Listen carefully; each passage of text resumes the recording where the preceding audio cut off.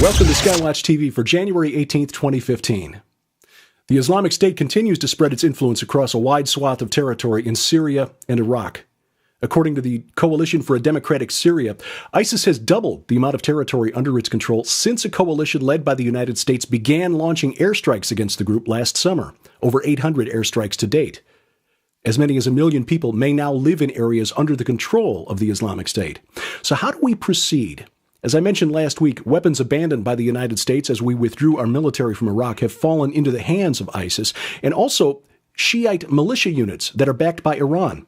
In fact, last week I misspoke as I showed a picture of a soldier from one of these militia units as I spoke about the Islamic State. Hence the Iranian support and the Hezbollah flag draped against the M1A1 Abrams tank that we left behind. What's happening in Iraq and Syria is basically a sectarian war between competing sects of Islam.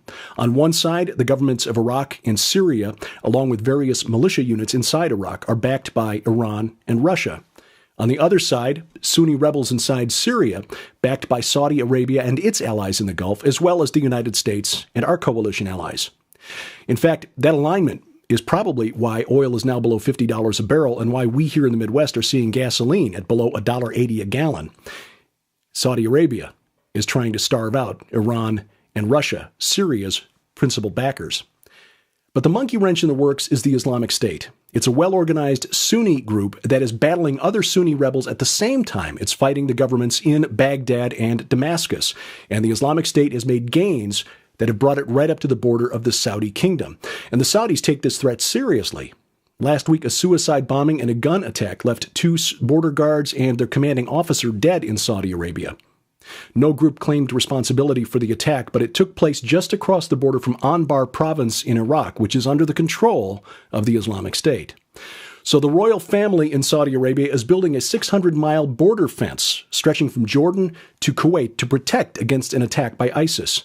According to the defense magazine Jane's, this 600-mile barrier will include 78 watchtowers, 8 command centers, 32 rapid response centers, and 3 rapid intervention squads, all linked together by a fiber optic communications network.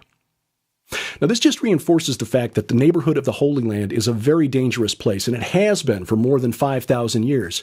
Archaeological digs in far northeastern Syria over the last 15 years have uncovered the ancient city of Hamukar. Hamukar was destroyed by an attack from an invading army sometime around 3500 BC. Researchers there found that the city had been invaded by this attacking army, probably from the southern Mesopotamian city of Uruk, about 425 miles to the south. They found a lot of clay bullets that had been fired from slings, and after the city walls of Hamukar had been breached, the victorious army apparently burned the city to the ground. Now, why is this relevant? If Peter Goodgame, author of The Second Coming of the Antichrist, is correct in his research, then the destruction of Hamukar took place at about the same time that Uruk began a period of rapid expansion throughout Mesopotamia, extending its area of influence apparently through conquest. Uruk was the center of power of the biblical Nimrod, who Egyptologist David Rohl identifies as the Sumerian king Enmerkar.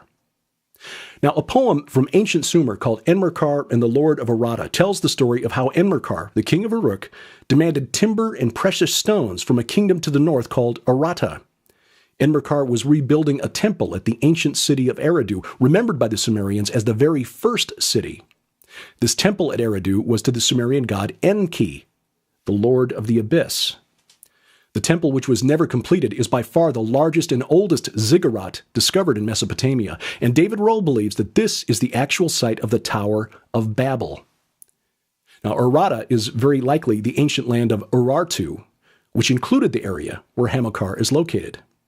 So Hamukar may have fallen, and this is speculation, but it may have fallen because of the desire of the king of Uruk, Enmerkar, Nimrod, to establish the first world kingdom and rebuild an ancient temple to the Lord of the Abyss.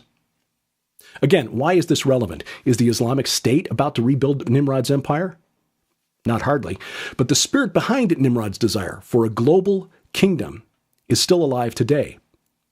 Now, maybe it's just a coincidence that when the British divided up Mesopotamia after World War I, they chose to name the land Iraq after the seat of Nimrod's power.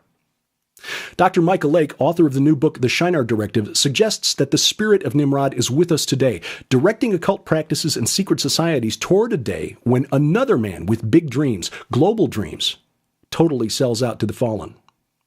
Dr. Lake explores what we know about biblical Nimrod, what it means when we read in Genesis chapter 10 that Nimrod began to be a mighty man in the earth, and why so many modern occult systems seem to point to Babylon in general and to Nimrod in particular. I had the opportunity to interview Dr. Lake a couple of months ago at the SkyWatchTV studios in Missouri, and I am looking forward to reading this book. And you can get an idea of what to expect from the Shinar Directive right now at RaidersNewsUpdate.com, which is publishing a series of articles based on the book. 9 parts in all so far. And in just about a week, beginning January 27th, when you buy a copy of the Shinar Directive, you'll get 3 more books free, actual print copies, free Bible software, 39 hours of seminars, and a massive free digital library, too. There's more information online at RaidersNewsUpdate.com. Congratulations to Kelly Willis. She's the winner of this week's SkyWatch TV Facebook page giveaway. She receives 4 great books from Defender Publishing, including Hidden Secrets of the Labyrinth by Mark Flynn, Chris Putnam's excellent book Supernatural Worldview, Blood on the Altar, and an important new book co-authored by Tom Horn and Donna Howell called Redeemed Unredeemable. Just imagine someday you wake up in heaven or in the New Jerusalem, walking the streets of gold, you turn a corner and suddenly come face to face with a member of the Manson family. Could that happen? Read Redeemed Unredeemable and find out. Now, to get your name in next week's drawing for 4 more books from Defender Publishing, go to the SkyWatch TV Facebook page and click like. That's all there is to it. Please remember to click like on the subscribe button on our YouTube page. That way you get all of our video updates as soon as we publish them. And if you have a Roku box on your television set, add the YouTube channel to your list of channels. That way you can watch SkyWatch TV on your TV. And keep watching because we plan to release a Roku channel for SkyWatch TV as soon as possible. And if you use Twitter like I do, be sure you subscribe to our Twitter feed for breaking news and updates from SkyWatch TV. We are your eyes on the wall.